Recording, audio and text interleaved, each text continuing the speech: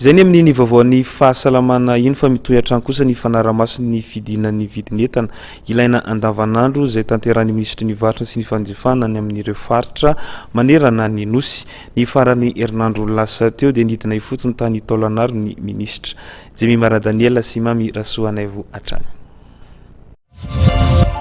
Tao anatin'ny herintaona nahitana fidinana ny vary tany amin'ny faritra Taolagnaro iny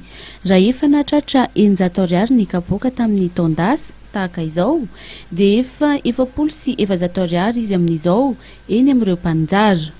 Mbola tokony hidina nefa ividin'ny vary afarana ny ivelany io satria nahitana fidinana ny iray gony eny amin'ny mpamongady izay efa nidina ho 7 ariary amin'izao fotoana izao. Eto Fort Dauphin efa mampiseho prix dôly ny mpivarotra amin'ny kapoaka efa miatra sahady zany le teneniko hoe affichenareo le prix mba ho fantatr'olona efa 700 zany kapobary eto Fort Dauphin amin'izao fotoana izao ary mino mbola hena satria efa nifampiresaka amin'ny grossiste araka voalazako teo efa 70 000 ariary mety hena indray hatrany amin'ny 30 na 700 io kapobary zava-dehibe zay zavatra zay ary hita zavatra manara-dalàna dôly zany le mpivarotra ary zay zavatra zay hita hoe misy tombony zay zavatra zay ho atsika mba ho fantan'ny vahoaka hoe ohatrinona ny vidianana an'izy. Tsy atahorana ny alany ny ambombava ao Taolagnaro hatramin'ny volana desambra izao satria ankoatra ny ambombava izay mahatratra 504 taonina dia mbola ho tonga ny antoerana ihany koa ny vary 4 taonina alohan'ny farany taonina.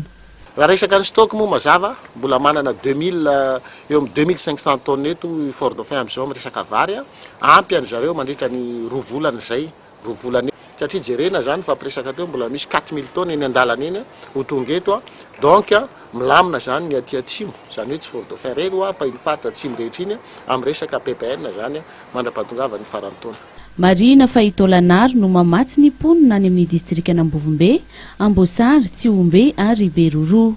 Tsy ny vary ihany no nidina tao Taolagnaro fa ireo entana ilaina andavanandro tahaka ny menaka izay 407 alina sy 2 hetsy ny bidon 20 litatra teo aloha dia efa lasa 8 sy 9 alina sy 2 hetsy amin'izao. Efa tafidina hatrany amin'ny 3 alina sy 2 hetsy ariary kosa ny siramamy iray gony.